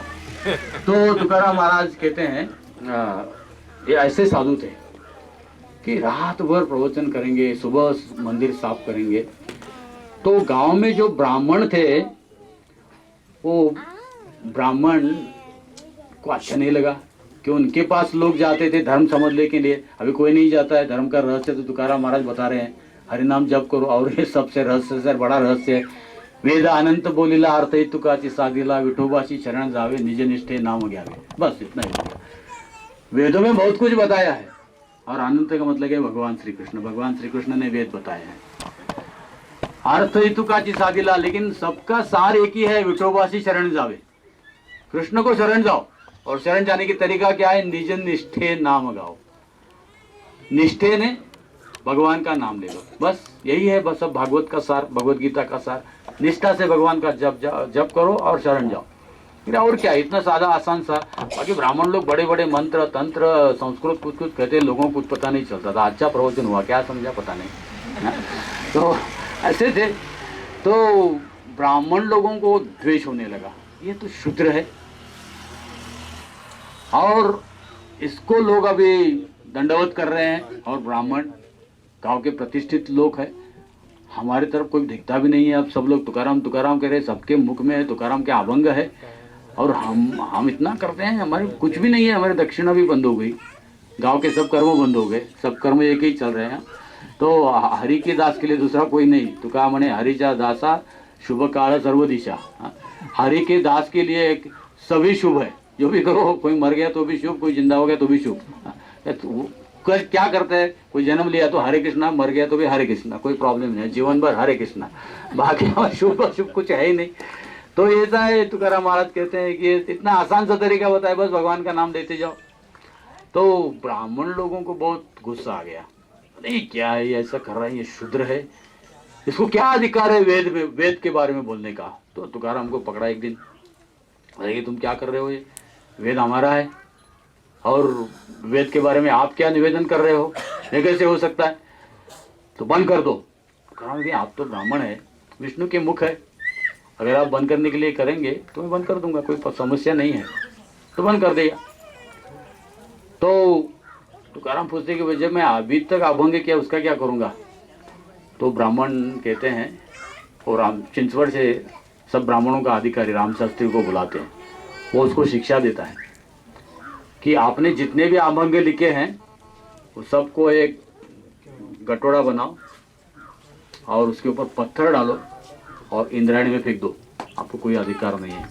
तुकाराम कहते कि ठीक है, आप ब्राह्मण हो, विष्णु के मुख हो, तो आपकी आज्ञा, भगवान की आज्ञा है, विष्णु की आज्ञा है, तो ऐसा करते हैं, इंद्रायणी में डुबा देते हैं। इस स्थल पे आप गए थे, आनंद डोह, वहाँ पर सब अभंग तुकाराम महाराज छोड़ देते हैं पानी में। तो तुकाराम महाराज को अंतःकरण से हालांकि किया, लेकिन बहुत वेदना होती है कि मेरे सेवा में कुछ गलती हो गई क्या। तो प्रार्थना करते कि भगवान क्या गलती हो गई मेरी, कुछ मैंने आपके बारे में बताया अभंग में, कुछ सही नहीं है क्या। भक्त का ये होता है, कुछ गलती भी हो गई तो विचार करते रहते मैंने क्या किया जो भगवान संतुष्ट नहीं हुए।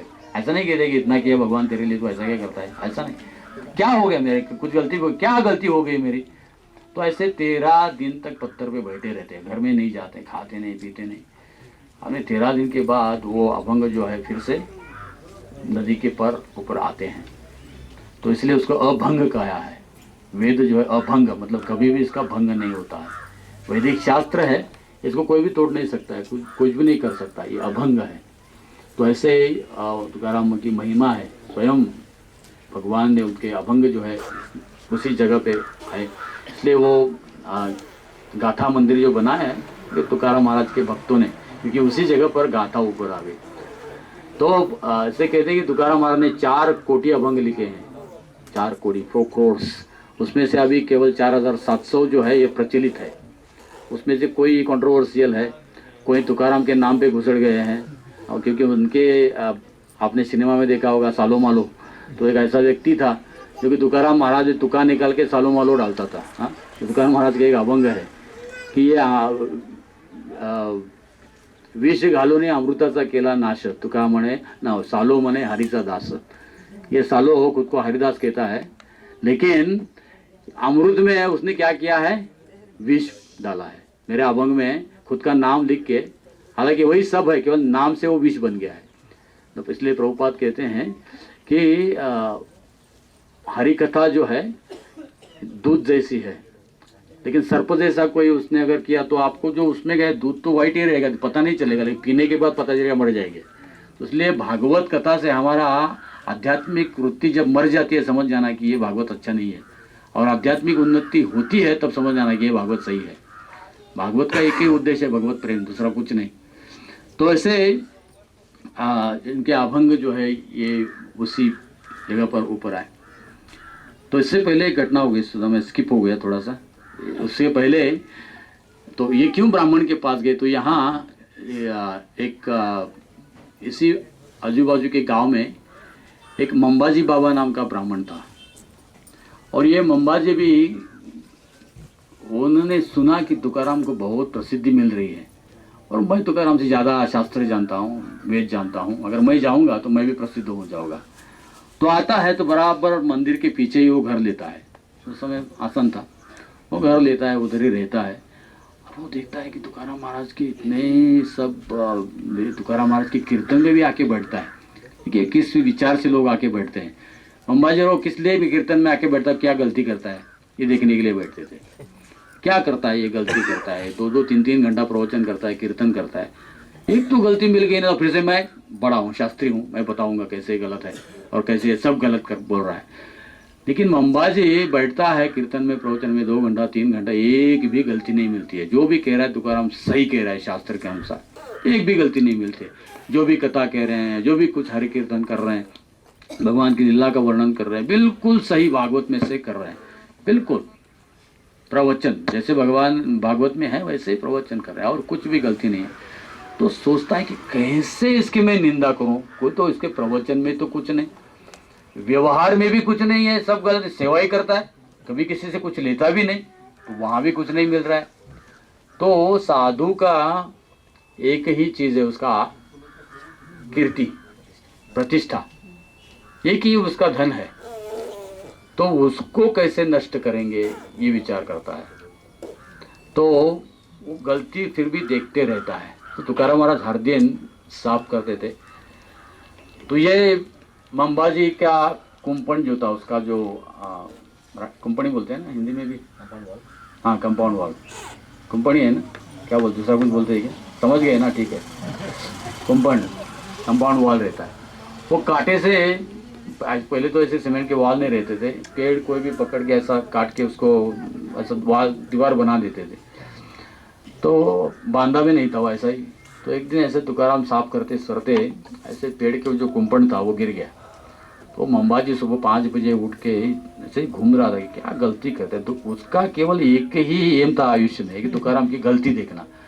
इतने महीने के बाद एक गलती मिल गई। क्या? इसके कुंपण की जो वॉल है वो गिर के नीचे गिर गई। वो इतना गुस्सा करके आया, उसी कुंपण में से काठी लेके, जो बावड़ी की कुंपणी है, तुकाराम को मारा। पूरे सर से लेके पांव तक मार के पूरा शरीर जो है रक्त पूरे खून से बहने लगा। फिर भी तुकाराम महाराज ने कुछ नहीं कहा, दोनों हाथ ऊपर करके भगवान को धन्यवाद, बरवे केले देवा बरवे केले, बहुत अच्छा किया, बहुत अच्छा किया, मेरे को क्रोध नहीं आने दिया और मेरे जो पहले के कर्म है सब आप धो रहे हैं। देखो कैसी भावना है, जो भी कर रहे हैं बरवे कितना अच्छा कर रहे हो आप, मेरा जो बुरा कर्म है आप धो रहे हो। उन्होंने खून पड़ा, इतना नहीं, ऐसा क्यों कर रहे हैं नहीं पूछा, पूरा खून जो गिर रहे हैं। तो हाँ, दोनों हाथ से आराम से जितना मारा है उतना मारो। मंबाजी मार के थक गया, इतना मार के उसने जितने काटी टूटी वो थक गया, वो घर में जाके सो गया। तुकाराम महाराज आ गए, भगवान को धन्यवाद देने लगे। अगर इससे आप संतुष्ट है तो मैं कुछ भी लेने के लिए तैयार हूँ। मुझे जो भी कुछ करो करना है मेरे शरीर से जो भी करना है आप कर सकते हो, ये आपका है। तो फिर आ गए, लेकिन हावली ने जो देखा कि अरे पत्नी का इसी अवस्था में मंदिर में है, सुबह भगवान के सामने खड़े हैं, और जैसे ही तुकाराम अभंग गा रहे हैं उनके सब जो इंजुरीज, जो जख्म है वो कम होती जा रही थी। तो अवली ने देखा कि थोड़ी से, तो कहा कि क्या हो गया, लेकिन तुकाराम ने नहीं बताया। मालूम है ये जाके कहाँ तो कुछ युद्ध होगा वहाँ, तो बताया नहीं, बोले कुछ नहीं, ऐसा नहीं, कुछ नहीं। तो कितना, लेकिन हम अगर होते हाँ वो मंबाजी नहीं किया, उसको कुछ जाके करो ऐसा बोलते, तो कुछ नहीं।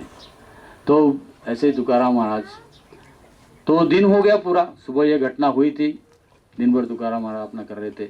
शाम को प्रवचन के लिए आए, और प्रवचन में हाँ कई लोगों की बैठने की जगह होती है, कोई सामने बैठते हैं, कोई पीछे बैठते हैं, जिसको नींद आती है वो पीछे बैठता है, कोई सामने बैठ के सोते हैं। तो जैसे बैठने की हर लोगों की जगह रहती है, तो ऐसे मंबाजी की एक जगह थी, तो बराबर खंबे के नीचे वहाँ बैठता था। तो उस जगह तुकाराम ने देखा कीर्तन में सब लोग आ गए हैं, तो वक्ता को अच्छा लगता है सब लोग अगर आते हैं तो लेकिन मंबाजी नहीं आया। तो तुकाराम ने अपना कीर्तन रोक के एक भक्त को बुलाया, ऐसा मंबाजी नहीं आया, जरा देखिए जाओ क्यों नहीं आया। तो वो भक्त मंबाजी के पास आ गया। देखिए भगवान के भक्त का जो कोई अपराध करता है, भक्त कुछ नहीं करे लेकिन भगवान उसको छोड़ेंगे नहीं।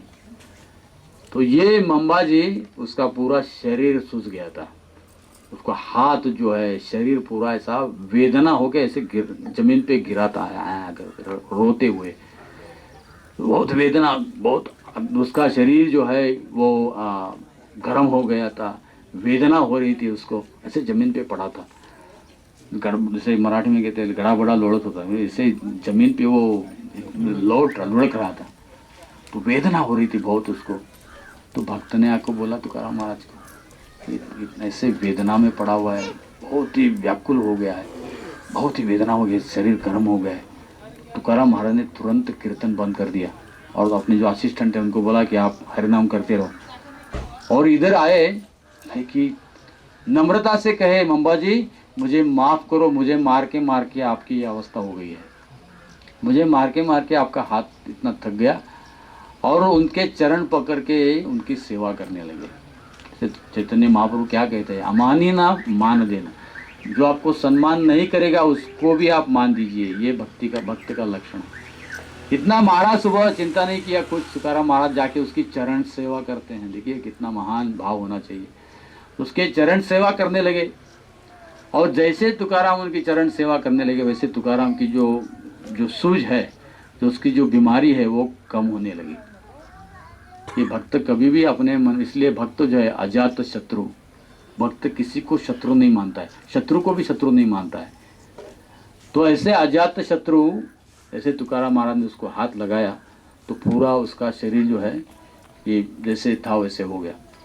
लेकिन भगवान के भक्त का अपराध हो तो भगवान के भक्त की सेवा करने से ही उस अपराध का हम निर्धारण कर सकते हैं। तो ऐसे बहुत कथा है से हम कहते ही जाएंगे, लेकिन आपको बम्बई जाना है तो आप कभी अभी समय मिलेगा तो हम चर्चा करेंगे। लेकिन दो चीज़ मैं कहना चाहता हूँ।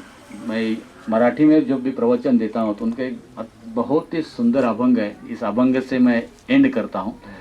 और दूसरा एक है हरिनाम के बारे में कैसी श्रद्धा होनी चाहिए, इसके प्रति तुकाराम महाराज के बहुत अच्छा अभंग है।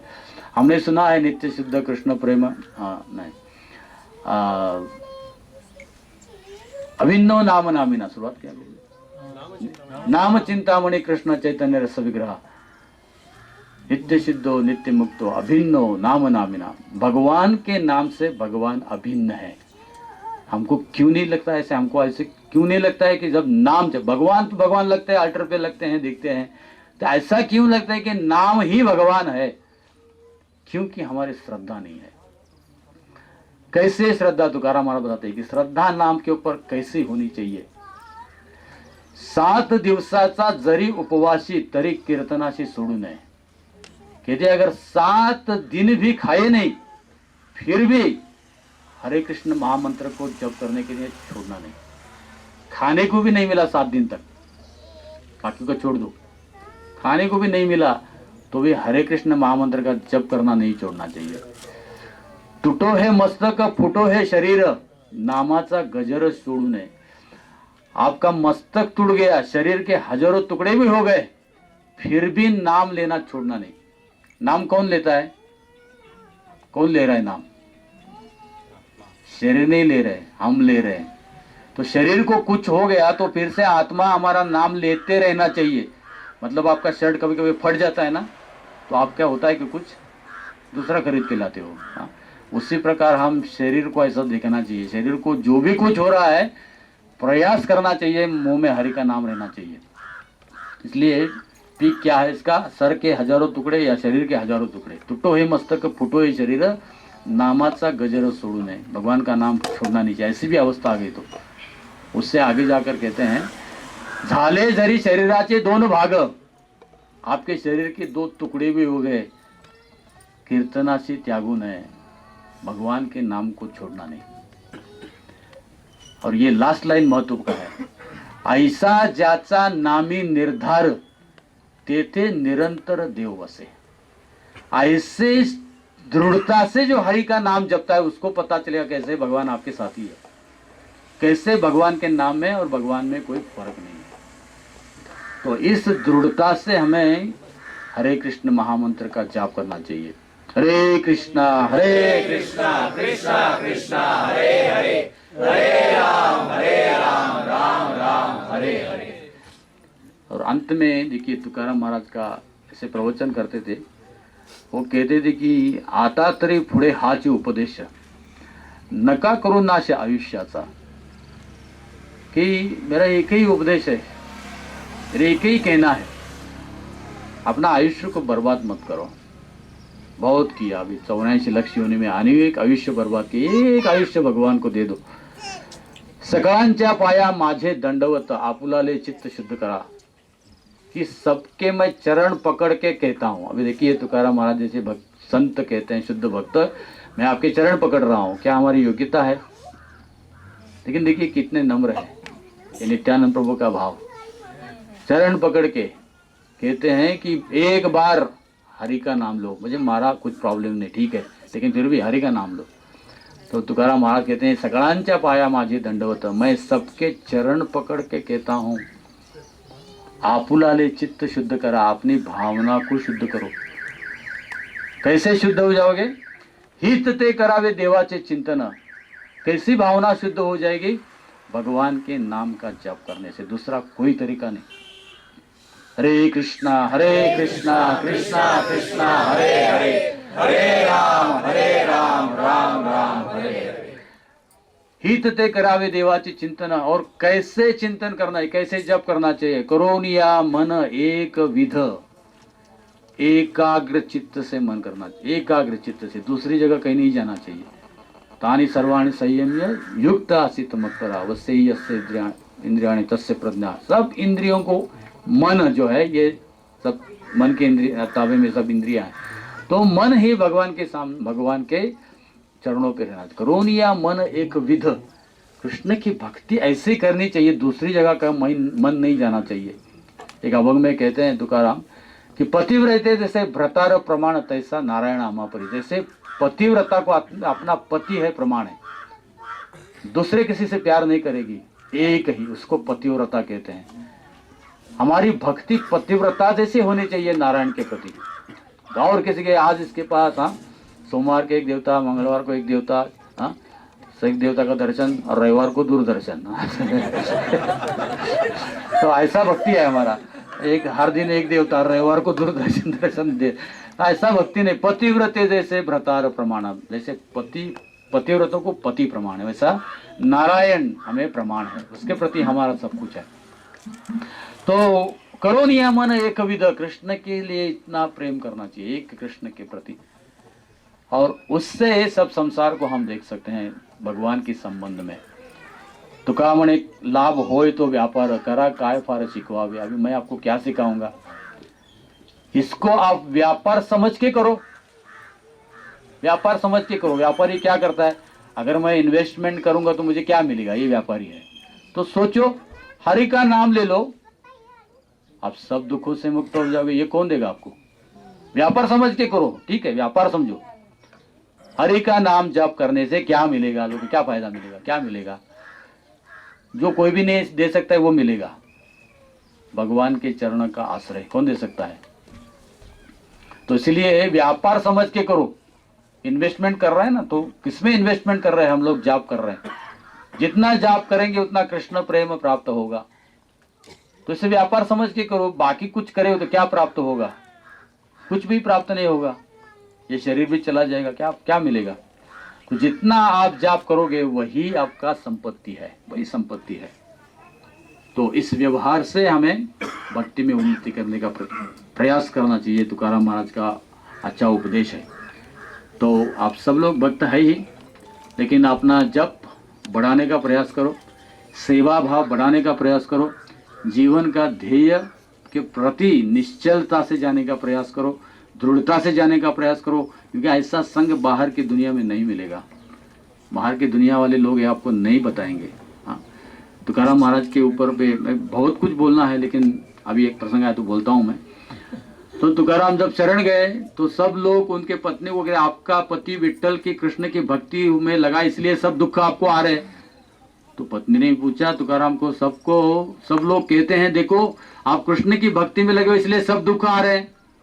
तुकाराम महाराज कहते हैं ठीक है, मैं तो एक कृष्ण की भक्ति कर रहा हूँ, दुनिया वाले तो नहीं कर रहे, उनके ऊपर दुख आ रहे, तो कृष्ण को दोष मत दो। तो आपको भी प्रचार करते, आपको जब भक्ति करने लगेंगे, अरे अरे क्या कर रहे हैं इस उम्र में, 70 वर्ष की उम्र में मेरे कोई जप करता है क्या? अभी तो कमाने के दिन है, अभी कलयुग है। तो दृढ़ता से आपको भक्ति में आगे बढ़ने का प्रयास करना है। हरे कृष्णा। श्रील प्रभुपाद की, संत तुकाराम महाराज की, वैष्णव भक्त वृंद की, हरे कृष्णा। जब उनको कहा गया कि आप नाम लेना बंद करो नहीं तो आपको जान से मार दिया जाएगा, तो उसमें मार्केट में सड़क पे ले जाके मारा करते थे। तो उस समय हरिदास ठाकुर के वचन भक्ति विनोद ठाकुर कहते हैं, हमारे हृदय में ये वो दृढ़ता लाने की जरूरी है। खंड खंड होए देह जाए यदि प्राण, तबु हमें बदन न छाड़े हरिनाम। हरिदास ठाकुर कहते हैं उस व्यक्ति को कि खंड खंड होए देह, तुम मेरे शरीर के हजारों टुकड़े करो, हर एक टुकड़े से हरिनाम निकलेगा, तुम मुझे हरिनाम लेने से रोक नहीं सकते। ये दृढ़ता, ये निष्ठा बहुत ही आदर्श है। और उसका अगर एक बूंद भी हमारे अंदर वो दृढ़ता आ जाए कि कोई परिस्थिति में हम एकाग्रचित्त होकर नाम लें, तो ये हो भाग्य है हमारा। और एक चीज मैं सोच रहा था कि जितना ज्यादा पवित्रता बढ़ता है उतना थोड़ा असर पड़ता ही है। तो एक तो इस समय बड़ा पवित्र है, कार्तिक महीना। दूसरा, ऐसे पवित्र जगह पे आए हैं, देहूगांव, और उस देहूगांव में भी जिस जगह में महाराज ने बैठ के जप में पूरा मतलब मन लगाया, और ऐसे जगह में बैठ के ऐसे पवित्र, तो पवित्र समय, पवित्र स्थल,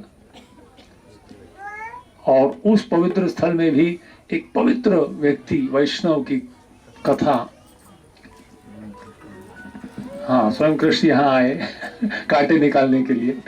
हाँ, अगर भक्तों की, सिर्फ भक्तों की सेवा करोगे ना तो आपकी जवाबदारी भगवान ले लेते। तुकाराम महाराज ने, भगवान ने आंवले के कांटे क्यों निकाले? आंवले से उसको प्रेम नहीं था, बोले मेरे भक्त का सेवा कर रहा है, इसको कुछ तकलीफ ना आए। और इस तरह से बड़े पवित्र प्रभु जी के मुख से वैष्णवों के साथ, पवित्र भक्तों के संग में, और हरि कथा भी बहुत पवित्र होती है। तो कितने पवित्र हो गए, समय पवित्र है, स्थल पवित्र है, जिस व्यक्ति की कथा सुन रहे हैं, संत महात्माओं की कथा, उनकी जीवन, उनके शिक्षाएं, और वैष्णवों के संग में, और उसमें भी हरि नाम के बारे में पवित्र, तो काफी मतलब निश्चित रूप से थोड़ा तो स्पर्श कर जाएगा, हमारे हृदय में पवित्र होगा। तो सही में वृंदावन प्रभु का मैं आभारी हूँ। मैंने उनको कहा था एक्चुअली थोड़ा जल्दी आ जाना, क्योंकि मुझे उतना नहीं मालूम। इन्होंने खास एक पुस्तक लिखा है, मैं आपको प्रभु जी ने एक पुस्तक लिखा है संत तुकाराम बोल के, हरि भक्ति परायण जीवन चरित्र, तो मराठी में है ये, और actually it is 100 rupees, but this is special discount, पवित्र जगह में थोड़ा पवित्र डिस्काउंट 85 रुपीज।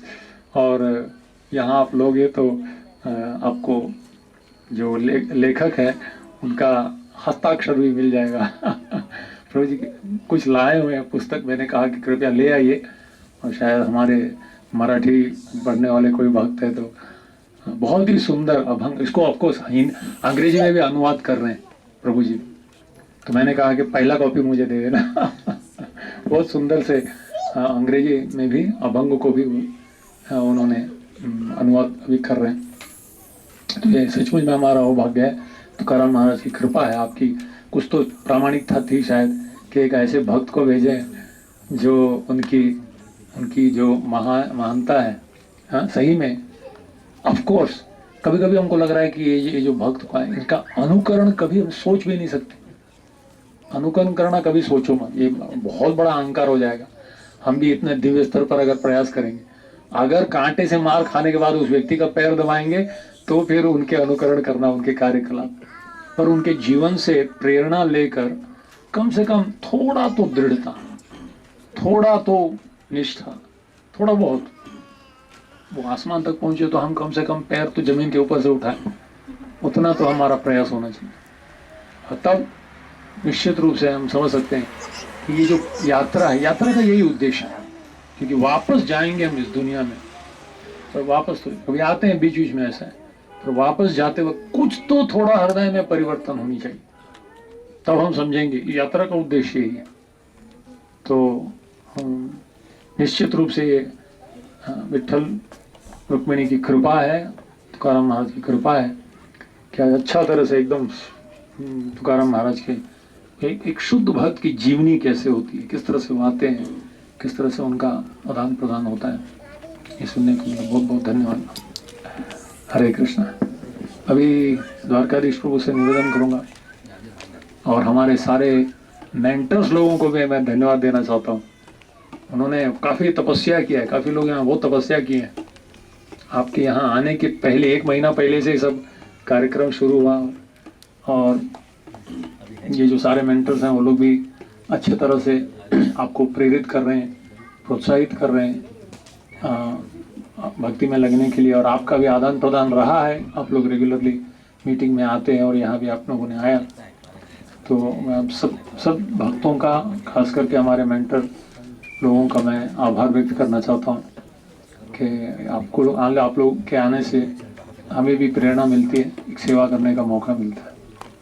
बहुत बहुत धन्यवाद। हरे कृष्णा। एक बात भूल गया मैं, आप समझ रहे तुकाराम महाराज के बारे में क्यों हम चर्चा कर रहे हैं। ये तुकाराम महाराज ये चैतन्य महाप्रभु के शिष्य है, बहुत कम लोगों को, मराठी लोगों को भी मालूम नहीं है। चैतन्य चरितामृत में प्रभुपाद लिखते हैं, जब चैतन्य महाप्रभु पंढरपुर में आते हैं, 11 दिन पंढरपुर पे रहते हैं, विठ्ठल रुक्मिणी का दर्शन करते हैं, वहाँ पर वो तुकाराम महाराज को चैतन्य महाप्रभु ने दीक्षा दी। और तात्पर्य में लिखते हैं कि ये तुकाराम महाराज महाराष्ट्र के और अन्य प्रदेश में हरिनाम संकीर्तन का प्रचार किया, जो कि गौड़ीय वैष्णवों के समान ही है। वो लोग भी कीर्ताल मृदंग लेके हरि का नाम का जाप करते हैं। तो ये तुकाराम महाराज चैतन्य महाप्रभु के शिष्य है, हमारे संप्रदाय के हैं, गौड़ीय वैष्णव संप्रदाय। तो इसलिए हम तुकाराम महाराज के बारे में चर्चा की। हरे कृष्ण।